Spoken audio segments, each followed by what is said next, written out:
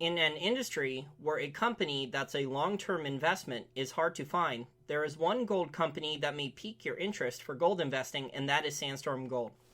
Sandstorm Gold is a royalty and streaming company that provides capital to gold mining companies in exchange for a cut of the gold that they dig out of the mine. And Sandstorm buys that gold at a low fixed price, typically around $400 per ounce on average. There are a few gold royalty companies out there, but we think Sandstorm is worthy of your own due diligence. As a disclosure, we are proud shareholders of the company, and although we hardly advertise gold stocks, we believe in the Sandstorm management, led by former executive of Silver Wheaton, Nolan Watson. Sandstorm is geographically diversified with exposure in North and South America, Africa, and Asia, and has 21 producing assets that have netted them an increasing amount of positive operating cash flow and revenue in the past 4 quarters. They also have 22 mines in the development stage that will increase their cash flow substantially in the next few years.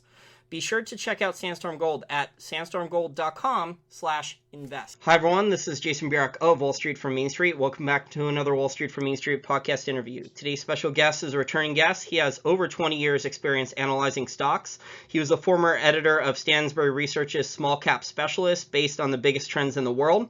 He is the host of the popular Wall Street Unplugged podcast, one of the top business and investing podcasts.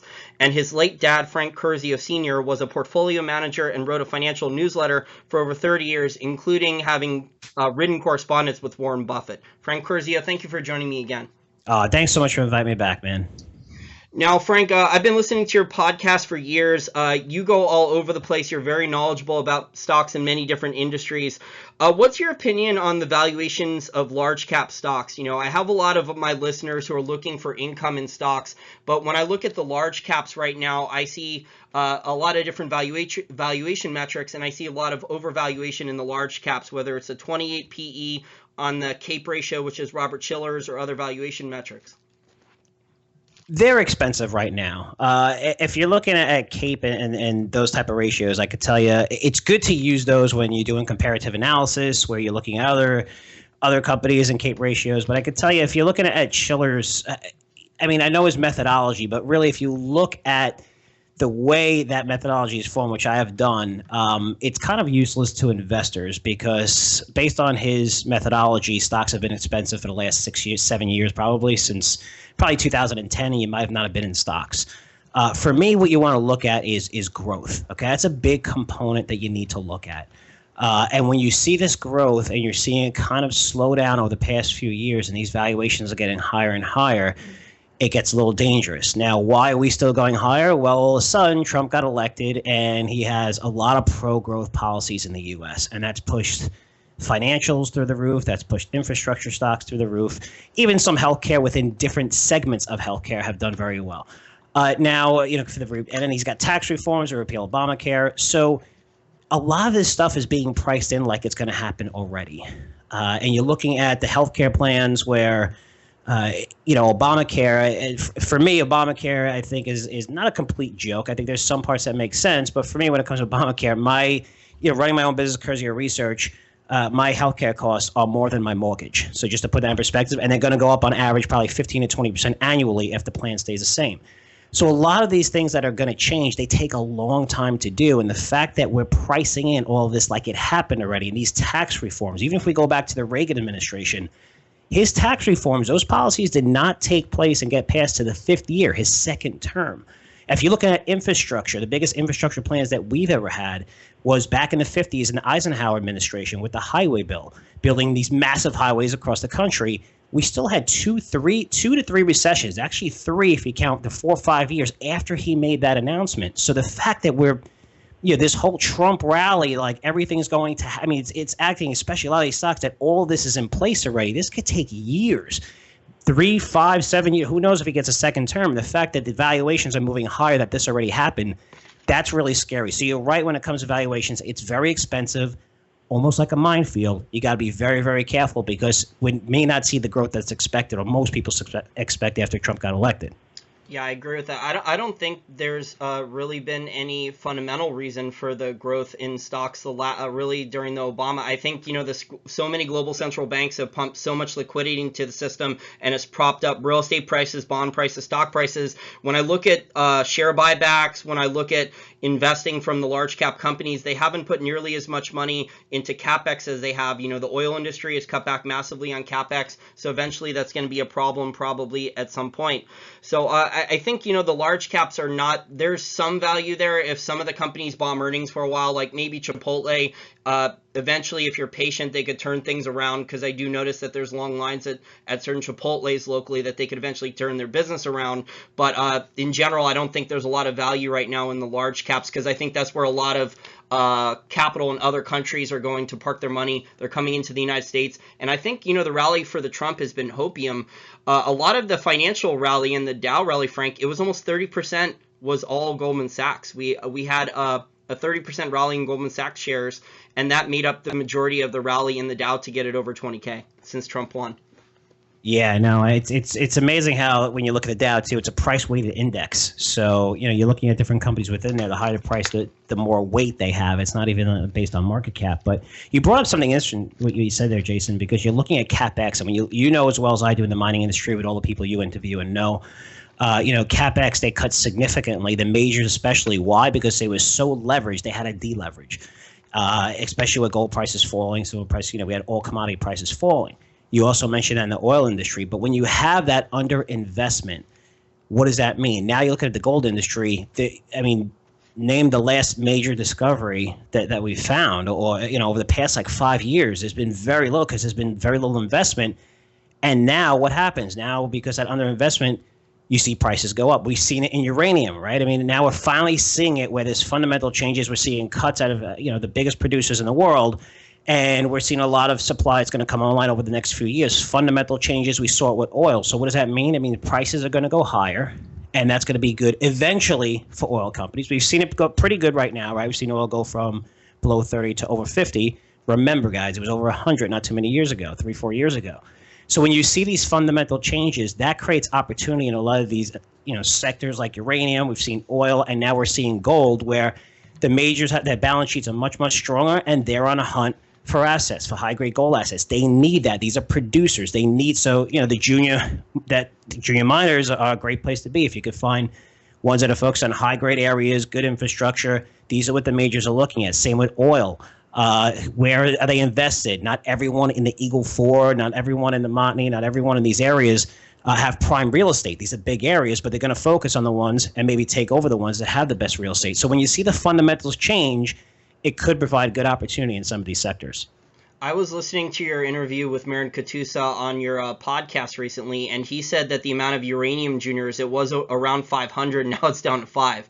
So amazing, right? It's amazing. Well, if I don't know that's an example of a bear market, I don't know what is. So if that's not an example of what a bear market is, that's a classic case of a bear market then. The sentiment has just... Mm-hmm. Yeah, the sentiment is just totally, purely bearish. Now, obviously, there's been a supply glut because Japan hasn't restarted their uranium reactor, so they sold a lot of their supply onto the market post-Fukushima, and then Europe has been shutting down some of their nuclear power reactors, nuclear power plants, and in China hasn't brought as many online as quickly as people thought. But eventually, though, I think, uranium markets are going to have to, they cannot run at a negative loss for forever. So this supply-demand imbalance is going to have to work itself out. Absolutely. I just wouldn't, what I learned, see, I had a fourfold gain. I bought Denison, for a story for our listeners. I talk about my investing losses on here. I bought Denison right after the 2008 crash. I bought it at $1 a share, went up to $4, and I thought I was a genius. And then Fukushima happened, and within a week, I lost all my gains. So I wouldn't put too much of my money into uranium because there's always a potential for, a nuclear power plant disaster around the corner. But I think, if you're going to put a small chunk into their uranium exposure, I think it's probably a good idea for risk-reward, how undervalued it is. And you bring up a good point, because even when you're investing in juniors, guys, remember, they don't generate revenue. They don't generate earnings. So that means they're going to have to raise money constantly, right? Which is a normal procedure in that market. It's a normal procedure in biotechs as well, right? Early stage. And, as your funds, it's almost to say, it's very similar industries, right? If If the FDA approves, phase one, obviously that's good news. Stock's going to go higher. They'll use that to raise money. And just like if you have good drilling results, the same thing. And a high grade, you're able to raise money.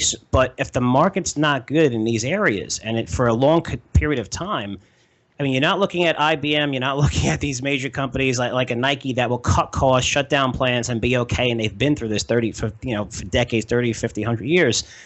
You have companies that are relying on that price to go higher. And the longer it doesn't go higher, there's costs to continue to operate, to continue to drill, to continue to pay employees that they don't have. And their stock goes low. They have trouble raising money. So just understand that these are extremely risky stocks. And one of the things that I saw, Jason, I don't know if you saw at Vancouver Investment Conference, what a difference a year makes, right? I mean, last year, nobody wanted to do anything. No deals. Everyone's scared of the market. This year, I mean, I could have created a fake company and raised $5 million for it. I would, obviously, I'm kidding here. But, I mean, everybody just wanted to invest and do private placements. People who are raising $5 million were raising $15 million. It was just everything was overfunded. Just be very careful here. You know, I mean, these are risky stocks, and I'm with you. I think gold's going higher. But you have to be careful, especially when you have these great gains. Take a little bit off the table, maybe. But right now, it's just the optimism. It's just amazing how quick it shifted within 12 months. Yeah, I know you like Sandstorm Gold, Nolan Watson. You've interviewed him. They're a sponsor of our show. I've interviewed him for many years. I have a large, it's one of my largest holdings. It actually is my largest investing holding because I know his track record and how hard he works to grow the company. But they didn't really get any deals done in 2016, and that was because a lot of the juniors and regular miners were able to raise capital on their own. So I think that shows, how people were willing to lend. I've also heard some of those stories of juniors, like you said, being able to raise money. I've heard people got to be really careful. There's starting to be some really bad juniors coming online again, where there's people raising $5 million, like you said, who have they don't have any geologists on staff. They have no background working on Wall Street or in Vancouver, any financial background. But, they know like 20 guys who each wrote them a big check.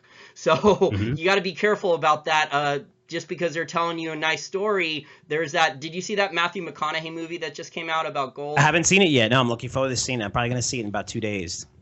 Okay, I saw it this past weekend because I don't have much of a social life anymore. So I saw it over the weekend, and it was a great. It's based on a true story with the Briec scandal. But for those of you who have so much exposure to junior miners, I mean, you need to be very, very careful how much exposure to have junior miners. I'd rather be buying, companies like Silver Wheaton or Sandstorm Gold right now because they have cash flow and they have the cash.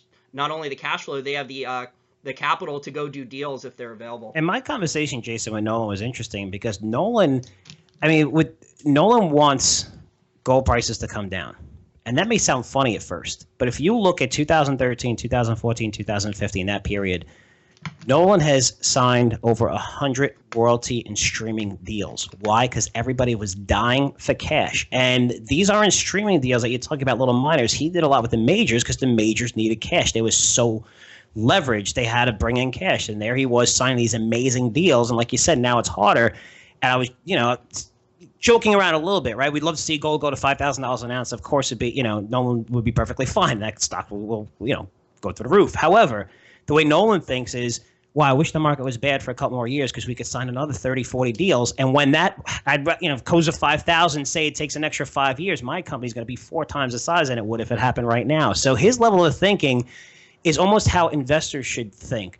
Who benefits when gold goes lower? Well, if you look what Amir Adnani's done with Brazil Resources, which is now called Gold Mining, he's a guy that created a company while everybody else was selling and trying to raise money going crazy. Here's a guy that's buying assets at dirt cheap prices. I mean, some projects that was selling for, based on their market cap, over $100 million, he's buying for $4 or $5 million. And now he's sitting on 18 million ounces of gold in the ground with a very low valuation. So if you look at guys like that, where who are the best people to benefit if gold prices do go down, and you have a long-term outlook on gold, say 5-10 years, it's going to be higher, that's even a safe way to buy some of the greatest companies, where that's not a great strategy if you bought the majors, because as gold prices came down, they had to leverage, they weren't taking advantage of that market.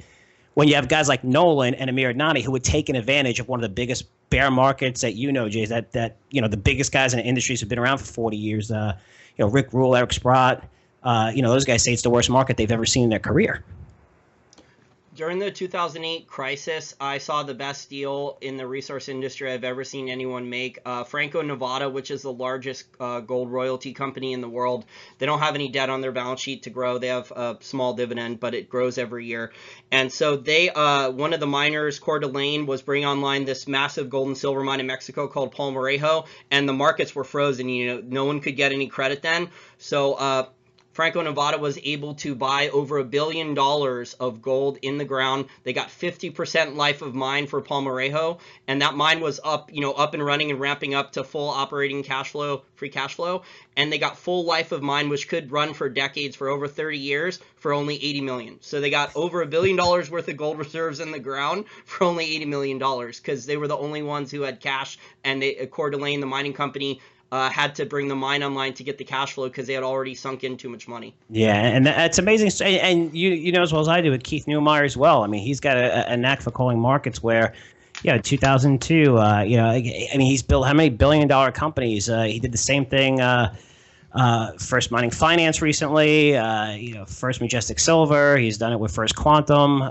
Going in Africa, we want to first be able to invest in there, but just almost at the bottom of the markets. And here's a guy that created so much wealth for so many of his investors, including himself, by investing at the right time in the markets. And that's why when I see this huge bounce coming in with the gold, you have to be a little more selective when people are sitting on 200-300% gains in some of these stocks and they're adding to their positions here. Just be careful. I mean, you want to make sure you're doing, portfolio management is just as important, because when the market does fall, and if it falls, or if it's going to fall again, maybe gold goes to 5,000 straight from here. But when it does, the people who make the most money are the people who are prepared.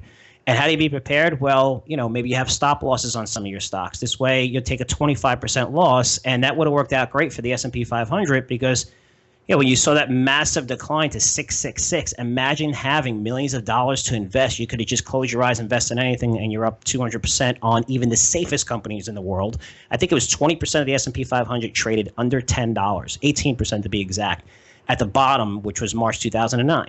It's like 1.5–2% of those stocks trade under 10. So that's when you want to take advantage. Doesn't mean you can't buy great gold companies now. It's just not as easy as it was a year ago. And I feel like at that conference where I see 100% of the people I talked to were super bullish, it just made me a little bit bearish, saying, people should be taking a little bit of profits and, add to your positions if you do see a pullback, because it is a cyclical industry. Exactly, and I don't think people should be buying all of their positions at once. That's a really common mistake I hear from a lot of people who are retail investors who listen to this program, is they hear about a stock, do some research, they maybe read your newsletter, Frank, and even if we, I worked in the newsletter industry as well, even if we recommend and we write in all caps, right, every single sentence underneath the stock, do not buy all of your position at once, buy in thirds or fourths, or wait for dips, people still do it. It's true, but listen, there's an excitement there. It's almost like a gambling addiction, and people want to day trade, and they get really excited about situations. But you don't know what's going to happen next month. I don't know what's going to happen in a couple months. But for most of my picks that have a 12 to 18-month outlook, for where I look for catalysts that I know will happen within those 12 to 18 months, I don't know. Like, for example, On Resources came down tremendously, and I think On Resources, run by Ivan Bibic, who's the next superstar in this industry. He already is a superstar. I saw that On Resources come down a ton. I'm like, wow, this stock should not even be close to trading here. They have high-grade assets. I'm like, the majors on a hunt. Sure enough, one of the majors signed a deal with them like a month and a half after I recommended it. I was lucky. I knew that catalyst was going to happen, unless I had a good feeling, but I said in the next 12 months, at this level, I can't picture a major looking at what they're doing and not investing in this with the possibility of helping them out, and these mines becoming, producing mines eventually, the high grade. It happened a month and a half later, and I got lucky, and we're up about 50–60% of the stock, very, very quickly. But that's the way I look at things. But I don't know if it could happen in a month. They may report bad drilling results, and the stock may fall 30–40%. Well, if I only took a quarter position, now I can go in and buy more and improve my cost basis. So you bring up a great point where you don't know what's going to happen. You don't even know what's going to happen with the markets, where a simple tweet could push the healthcare industry down 15% or a stock down 15%. You have to be careful. Exactly, and that's proper risk management. So you should always at least have like maybe 10% cash out of your total portfolio holdings on the sideline for an opportunity that is unexpected. So if there's a market crash or a company bombs earnings unexpectedly, or, with the mining industry and resources, I did a short video a couple months ago, and I listed, one of the problems with juniors, or even if you're a large mining company like Barrick Gold, there's dozens of things that can go wrong trying to bring a mine online. Look what happened with Pascua Lama. Barrick invested, it was supposed to only cost about 1.5 billion, and the cost went to 6 billion. Now they're over 10 billion 4 or 5 years later. So there's just dozens of things that can go wrong bringing a mine online. The financial projections for new, I don't know if you saw this, the financial projections for New Gold, they're a solid mid-tier gold miner, at least they were. And so they were bringing online this new gold mine called Rainy River. It was supposed to be economic at $1,250 gold. The capex was, I think, 850 million, and the capex now is over 1.2 billion, and the mine's not running right, and so now they're in some financial trouble. Yeah, and here's a quick thing for all your listeners out there. Whenever a company, any mining company in the world, comes out with an estimate of how much it's going to cost, add 30% to it. It's at least 30%, and you'll be fine. Just don't even I don't care who it is. I don't care if it's the greatest executive in the world. Ross Beatty's amazing with it, and he'll probably tell you the same exact thing because Ross is such a great guy, Alterra Power, and I'm sure a lot of your audience is familiar with him. But every time I talk to him, he always talks about the mistakes that he made, even though he's so successful. And it's just funny when anybody that comes out with the cost, there's so many costs involved, and there's always going to be a problem. So for a conservative investor, if you're really modeling or you're looking to, when they come out with that estimate, just add 30%, you'll be fine.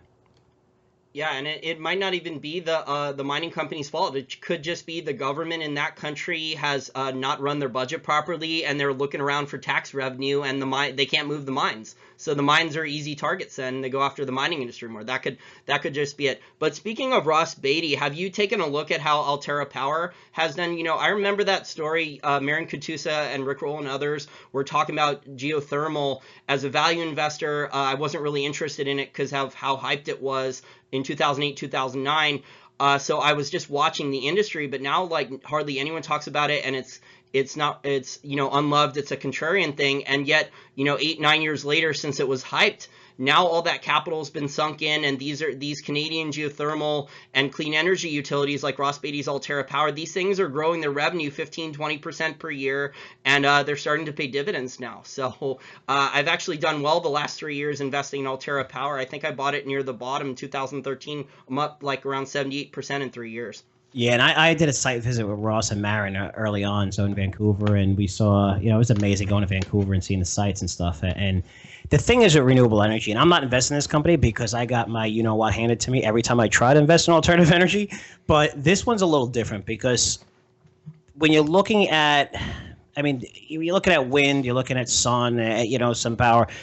It's, it's base load. You want to have something that's always providing energy, and the wind you need to blow, the sun you need, but where you look at some of these, his water projects, and that's one of the ones that we focused on, the biggest cost to renewable energy is, and a lot of these projects, is building them. It's billions and billions of dollars, right? And that's what kills these companies, and it just takes so much to invest in these projects. However, when they're built, it's a steady revenue stream, infinite, forever. The water's going to flow, the wind's going to blow, the sun's going to come out. So, but the problem is the cost. You're always going to see massive debt levels in so many of these companies, and you're going to see so many, the politics involved, depending on what administration, and you're going to have huge ups and downs.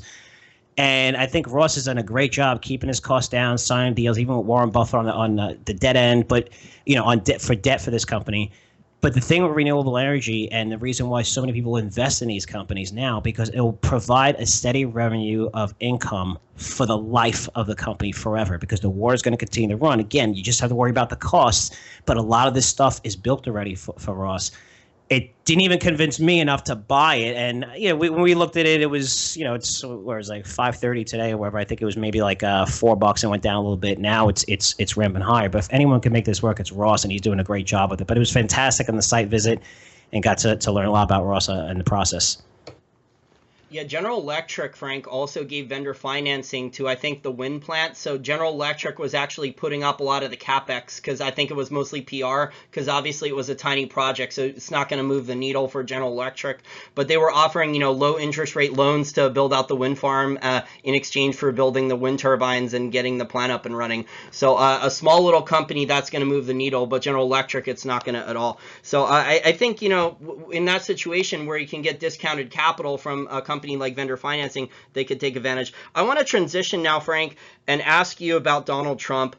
He's a New Yorker. I'm a New Yorker. Well, I was born in New York. I grew up in California. I know you've lived in New York a long time before you moved to Florida. What industries do you think will benefit from President Trump the most? If you look at and we grew up in the same neighborhood, which is cool, which is Queens, New York, and I've lived there for over 35 years before moving to Florida. But the industries that are going to benefit the most, I think, are definitely financials. By far, financials.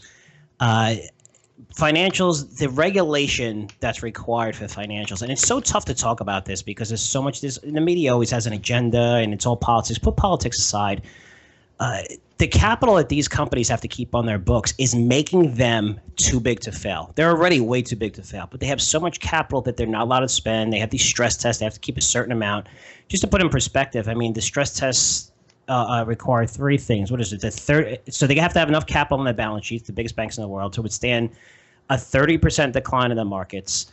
It's a 25% decline in housing, and more than a 10% unemployment rate. That did not even happen during the credit crisis, right? We were down 10% unemployment rate, very like 1 or 2 months, and that was it. But they have to keep this amount of capital. Remember, that financial crisis was the worst that happened in 75 years, right? So now what do? It's normal. I hate to bring up this event, but think September 11th when it first happened. I mean, if you saw a plane a week later, you were like ducking. You were scared. I mean, the emotions that take place immediately after something happens is usually a massive, massive overreaction. Everybody gets calm. It gets back to normal again. We need to get these regulations down, not to the point where we're going to see another financial crisis. There's a big difference between having no regulation and having full regulation. There's a huge middle between that. And what he's doing is allowing these banks to lend more to qualified borrowers. We're not going to see huge subprime garbage all the time. We're prepared for this a lot more. We're not going to see synthetics of synthetic loans in the market anymore. So financials are going to benefit huge from the deregulation. And you're seeing that. Is it priced in? It's priced in, but these companies will add billions to profits. Not only that, you have interest rates expected to go higher. It's just like a perfect environment for financials. Unfortunately, a lot of them run up, so if you're not in them, wait for a little bit of a pullback. Maybe you see it, maybe you don't, but there's still some really good financials. Even, trying to get exposure to JP Morgans, the ones that pay a dividend as well, for conservative investors, because they have that growth component now, which is very big. Infrastructure as well, I think, is going to be huge. We're going to be building a lot more. So you're looking at infrastructure companies running through the roof. Healthcare, it's kind of tricky because I don't think we're going to pass a bill in healthcare that relieves those 40 million people from getting healthcare for free, which is unfortunately, I think the way they're doing it, where they're charging people who actually work their butts off and they're charging them a fortune to pay for the people who don't work, is pretty crazy. I mean, that's not extreme example, but, I'm sure some people, can't work and whatever. However, I don't see them, all 40 million people, not getting insurance. There's got to be something in the middle that they could work with where we keep a little bit of Obamacare and then restructure it. So you're going to see different areas in healthcare benefit, whether it's medical devices or, we talked offline, like stem cell research and easy FDA approvals and things like that. However, with that said, you have to be very careful because there's lobbying going on. There's a guy, Kyle Bass, famous hedge fund manager, who's underperformed the market, I believe, for a while. So this is his new strategy, challenging patents on biotech companies where on their signature drugs that got FDA approval. So if you challenge that patent where they're generating, say, 80% of their revenue and they're able to reverse that patent, that can crush the company. So you'll see these companies fall 10, 15, 20% just on them challenging because in the U.S. you could sue anybody you want. And that's the way we have it here. I mean, you could win or you could lose, but you could literally sue anybody you want. And, outside of you paying fees, there's really no consequences. So where am I getting to with this? You're seeing a lot of lobbying out there where almost every healthcare company who has drugs on the market has raised their prices significantly. They all have done it 5, 7, 800%. It's not just the ones that they're going after with Mylan and stuff like that. And you have these lobbying groups, creating these massive stories about how this company raised their drug prices 700%. And so you're going to always see that overhang with this regulation, which makes me a little nervous about healthcare, pharmaceuticals, biotech. And you're seeing that in the market right now. It's an industry I want to avoid because there's just so much headline risk. And it's so easy to attack those companies because they've all have raised their prices on drugs significantly, which we really haven't seen as much when you have insurance. But you could basically say that for any company you want. And if you are in one of those companies where they have a whole attack going and the lobbying and stuff, and I've seen it, you can really get crushed in a lot of these names. So there's a lot of headwinds within the healthcare sector under the Trump administration right now. If there was more free markets in biotechnology, say the FDA cut a lot of the red tape and a lot of the costs to bring a drug to market, which is what is being proposed because I think President Trump is listening to Peter Thiel and some of the other Silicon Valley venture capitalists that are more experts in biotechnology investing. So, I think with more competition, if there was less patents available and more competition and drugs were given less years on patents, I think that would potentially lower costs. But you can't really do that, Jason. You know why? Because, and I've studied this, and it's not, and I agree with you, right? It seems like a long time. It's 20 years or whatever. But it takes, I mean, an average, I believe it's like 12 years for a drug to actually go to market, and it costs over $1 billion to get that drug to market. So you have 12 years you lose. You have the patent, but 12 years that you lose before you could actually sell the drug. So it's really 8. So maybe if you could change it to, 5 years exclusivity once the drug's approved. I like that. Maybe that'll make for even better competition during the whole review process and during the early stages. But some of these companies take so long, and you got to go to phase 1, phase 2, phase 3, and even before that, the preclinical trials and safety issues. And in safety issues, it never goes smooth, and you have to resubmit data. It just takes such a long time in biotech. But I agree with you. I think they should do something after it's approved where, hey, okay, they approved this drug. They got 5 years for it by them. Whatever. Maybe that's a bit. I'm just saying the example is, once these things come off patent, think about it as your business. You created, how much money did you put into getting this drug, right? You put all your billions of dollars into it to get it to the market. You're making billions, and then some guy just comes over and says, okay, I'm going to make the copycat drug and cut prices by 80%, and you're done. Is that free markets? Well, I don't know. Also what we've had, though, because the rules and regulations and costs of bringing a drug through the U.S. regulation process and the FDA are so expensive and time-consuming, you have a lot of these biotechnology companies doing it in other countries like Australia and Canada and India and Europe instead because it's cheaper. So they'll take it through the regulatory process in those other countries. That makes money. They do the processing facilities there. And yes, the drug eventually comes over here. But then, if you're a cancer patient and the drug is over in another country, it's an inconvenient for you to go over there and get it.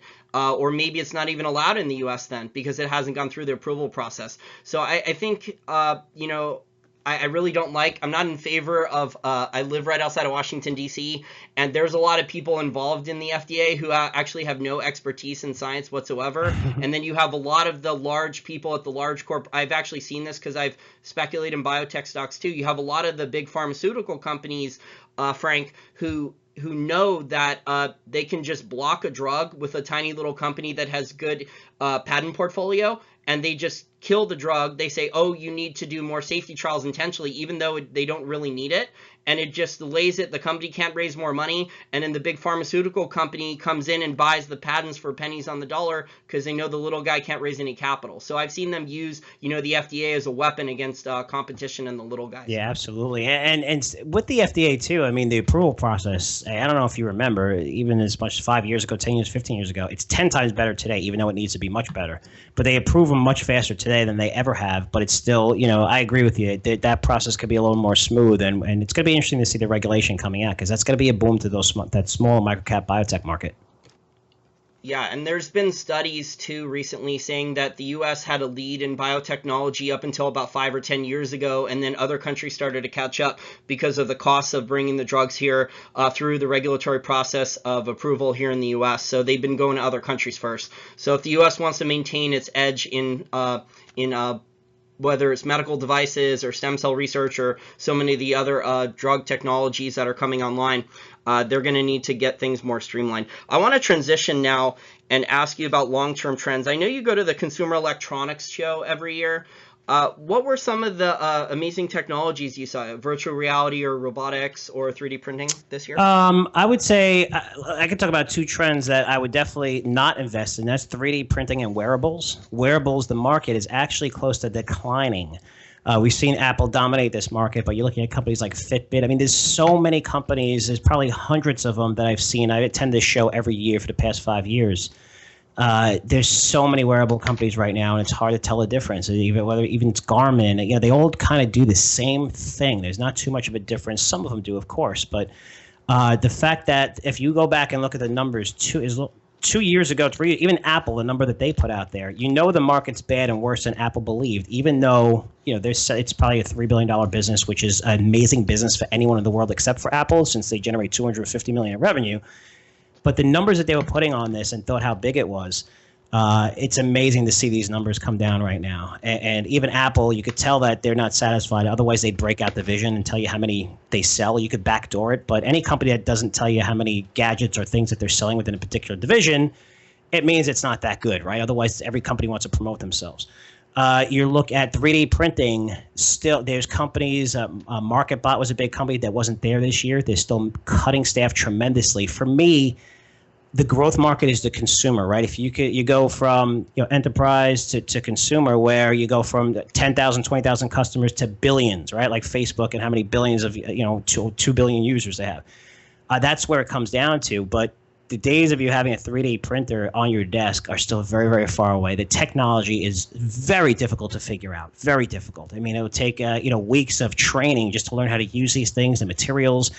And you're seeing a huge decline in the market. It's a fantastic technology, though. We've seen it in healthcare, 3D printing of organs. I mean, and just even in manufacturing, it's amazing. But as investors, it's hard to invest in that market. These guys are still cutting everything, cutting their salaries, cutting employees, and those are two trouble markets. But the big market is the Internet of Things. This is something I was talking about in 2011. But it's everything that could be connected will be connected. We're not just talking about computers, we're not just talking about phones. And there was toothbrushes, regular brushes, there was chairs, desks. Everything is connected to the internet, which brings in what other trend is big data. So big data is just the analyzing of all this data that comes in. When you're on Facebook, you're analyzing everything to the point where, and you probably see it yourself, Jason, I'm sure a lot of listeners do, where you're searching for something online and then you'll go to another website and you're going to see an ad for what you just searched for. That's how quick the algorithms work. And you're looking at the biggest thing by far, I think, it was Internet of Things, but this is part of that trend, is Alexa. Alexa finally found a way to make the connected home a reality. There's a trend I was talked about for the last 3 years. I'm like, no one's really going to connect their home. Alexa is the most amazing thing, where you don't have to go to an app, press this, press that, and turn your lights on. You could just walk in your house, Alexa, turn on your lights. Alexa, start my car. There's so many different car companies and manufacturers that are using this technology. And not only that, it's AI-based. Now, what does that mean? It means everything that you say to Alexa is going to the cloud, and it's saving everything that you say, and it's learning from you. And not only is it connected to Amazon, where, say if I run out of paper towels and we're cleaning something, I can say, Alexa, order me paper towels. Okay, thank you. Through Prime, be there in 2 days.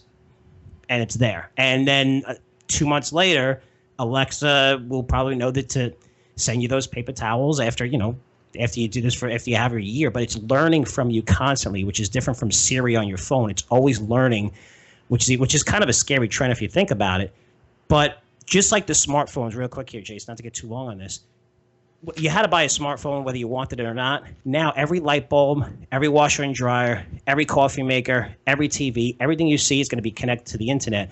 And you're going to have an Alexa in your house or a Google Home, and you could use it through that Alexa. So now Alexa, you're going to see the connected home really take off now. Now they found a way to make it simplified. And you're seeing that right now where sales are through the roof. They're actually raising prices, and they're out of supply on Amazon. Best Buy is discounting them. Trying to discount them, they even can. I mean, the demand is off the charts for Alexas right now, which is the Echoes. I see some of the benefits that you mentioned, but as a libertarian, the privacy rights, how even when I don't want it to listen to me or to record, it still is. So, it's gathering data on me. It's very creepy, it's the stuff that it can compile on me. It's a great point. Listen, it's extremely creepy. The privacy scares the hell out of me too. We're talking about investments, though, right? And that's where we got. Sometimes we have to put politics aside. Sometimes we have to put things aside. And I learned that even from David Tepper Appaloosa, when he came out in 2011, when Obama was just spending money like crazy, going nuts, and he goes in 2000. I'll never forget it because it changed my mind. I was bearish on the markets. He goes, "You know what's going to go higher? Everything." He's spending money on everything. It's going to filter into the system. It's going to build the economy. There's trillions going in. He goes, "This is going to kill us later on." We all know that. But right now, everything is going higher. And I'm like, wow. So when you put the politics aside and everything aside, I agree with you. It scares the hell out of me, especially AI. But Amazon's probably going to go a lot higher with that and the cloud. I mean, if you're looking from an investment purpose, you want to invest and make money in stocks. But again, I'm worried with you, and I hear you. I want to ask you before I let you go about the oil and gas market, since you have a lot of experts on there. Now, I subscribe to another oil and gas newsletter from a guy who lives in the Houston area. He's worked in the oil and gas industry for 20 or 30 years too. And he thinks that Donald Trump's tax policies are really going to benefit the oil and gas industry. Also, because he's put out the executive order on Obamacare where they don't have to pay the tax. There's been a lot of rigs that have gotten back going again in the shale oil patches, all the different oil fields in Texas and Oklahoma. So what's your opinion of the oil and gas field? Are we going to have another bull market again based on the shale boom? I do, but I think you have to be a little more selective here because it's all about technology. I wouldn't be buying oil companies because of what taxes are going to come down the line. It's going to impact every stock, right? I mean, you're going to see every stock with a high tax rate. If he gets his tax reforms passed, is going to benefit, not specifically oil, but oil will benefit. So I don't know if that's the catalyst I would use to buy oil stocks. I would focus on the nuts and bolts plays like the Schlumbergers, the Halliburtons, even Weatherford's a little cheap here, a little more aggressive stock. I know they have a lot of debt. But these are the companies that supply and have the best technology to lower your costs. And that's the great thing with the market. When you're seeing prices come down so much, of these companies were so leveraged. And when the hedges came off, that was it. I mean, I've visited every major shale area in the United States. I jumped on rigs. I was really into this trend and talked to the executives from so many different oil companies. I was very fortunate to know a lot of people in this industry. As prices come down, they're forced to improve their technology. And that's what's going on, where it costs $70 a drill. And it was $60. And now you're seeing Exxon come out. I couldn't believe Exxon came out and said, and this is about 4 months ago, and said right now returns are 10% with oil at $40. So they're drilling in shale areas at 40 and making money. Not every company is able to do that, but you want to buy the ones with the best technology because not only is it going to protect you on the downside. Right? If we see a bull market, buy the ugliest, riskiest stock, you probably get the most gains. We know that. But you want it from a risk-adjusted standpoint. You want to be able to buy the companies that are still going to be able to produce. I'm not saying to buy Exxon, but maybe Pioneer's taking off right now. EOG, these are the big players. Laredo Petroleum has LPI as a amazing technology. Also, they have great hedges in place for the next year, and they're right in the Permian, Eagle Ford, in the prime areas. These companies are going to benefit the most, but it's not a bull market where you can just close your eyes and buy everything when stocks were at, when oil prices were below 30. You have to be more selective and focus on the companies that have the best technology where they could drill the cheapest. And you can go to the company, go on the website, check their presentation, and they'll talk about this a lot. This is a big theme. If you listen to conference calls, it's the technology. That's what you want to focus on. And trust me, you'll make a lot of money in the oil patch. Yeah, to add to your points there, we're still in an oil. I think we're around $50 oil, give or take. I haven't checked the oil price today, but we're around an oil price where the deep water oil guys, it's not a high enough oil price for them to make any money. So I have to give credit where credit is due to the shale oil guys and the ones that are onshore here in the United States. I didn't expect them to be able to cut costs as fast as they have. I thought there was going to be a lot more bankruptcies the last few years because, initially when shale oil was getting going, I thought, once oil got below 65, a lot of them were toast. And they've just been able to survive for whatever reason. A lot of it has been cost cutting and being able to use technology better and become more efficient with their drilling. And Jason, it was the hedges too. A lot of these companies had hedges in place, which were okay. And that's why when those hedges came off, I mean, I think oil prices were at $60 on the way down, $50. And I even said in one of the I actually spoke at a big investment conference and said, how many of you all own one oil company, at least one oil company in your portfolio right now? And like 95% of the audience raised their hand. I said, you should sell every single oil company in your portfolio. Because the hedges came off, and then it's funny that you say bankruptcies real quick. There was about over 70 companies that went bankrupt in the oil industry. You don't really hear too much about them, but the other guys had hedges on a little bit longer and had so much assets they were able to sell and really cost cut and, like you said, and survive this. And as well as I do, if you survive it, just like in the gold industry, if you survive the worst markets and you get through that period, you're usually a superstar on the way up. Yeah, and there'll be opportunities to buy assets for pennies on the dollar, but deep water, which has a much, there's obviously a lot larger fields available for deep water, but the Catbacks for deep water is way higher than, say, for shale drilling. So deep water right now is, deep water oil drilling is not doing very well, but long term, to replace a lot of the oil production that's going to be needed, but it's not economic at $50 a barrel oil or lower. Yes, good point. Well, Frank, your wealth of information. I really enjoy your podcast. Please tell our listeners more about your podcast and also about your newsletter. Yes, you can find me on Wall Street Unplugged. That's the podcast. And, we always help each other out with podcasts, right, Jason? I mean, it's a great market. We, just like you, I interview guys for 30, 40 minutes. I also do another podcast called Frankly Speaking on Friday where people send me in questions and it's just a Q&A. And, we break down the markets and we tell you what's really moving the markets because there's so much noise out there, right, Jason? That's why people come to you. They come to people that they trust where, they filter out the noise. This is important. This is what you want to know about. And it's resulted in us, being number one, a few times and just a lot of success and a lot of, positive and, great word of mouth. So, and that filtered down to me starting my own business, which is Curzio Research and Curzio Venture Opportunity Newsletter, which we've just sold, and it's been doing fantastic, which is, the reason why I travel the world, hop on rigs, and, cover all industries and try to find the best small caps and micro cap stocks for everybody out there. And we, the launch was a great success, and now we're starting to build a real business here, so it's a lot of fun. Very cool. Did you actually get to stay in one of those man caves in the Bakken for a night, like one of those mining towns, the new boom towns? No, I did go to North Dakota in the Williston Basin, which is amazing, and everything is just flat. I mean, it's just dirt roads everywhere, and I didn't go to the man camps, but it's amazing how it's just you're going to an isolated area where nothing exists, and the people who work in Walmart are making $25 an hour. The people who clean the room are making $30 an hour because they can't get anyone to work there, so everyone's making a fortune there because you have guys coming in without education that can make $150,000, $175,000 a year. Of course, that changed with oil prices coming down, but that was pretty. I didn't want to go in those man camps because I could tell you it probably wouldn't have been a pleasant experience. It's those guys stay there for a couple of months at a time, drilling. Yeah.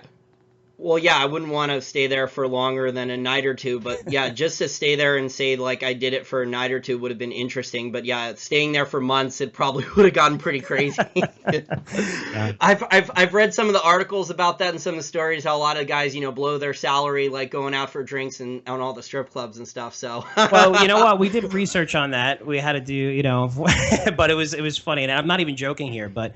Because somebody told us about, and they had like two different strip bars, but they were telling us that the girls come in from Russia and they make $10,000 a week, which is more than what you would make in New York and all scores and everything. And I was like, you're crazy. And then when we went out and started drinking beers with all the guys and stuff, they're like, yeah, well, it's an unwritten law. Like when people first go there, they have to spend their entire check at these places, these young kids, and there's no dollar bills going around. It's 5s, 10s, 20s. I mean, it's pretty crazy there, but that's how much money these kids are making.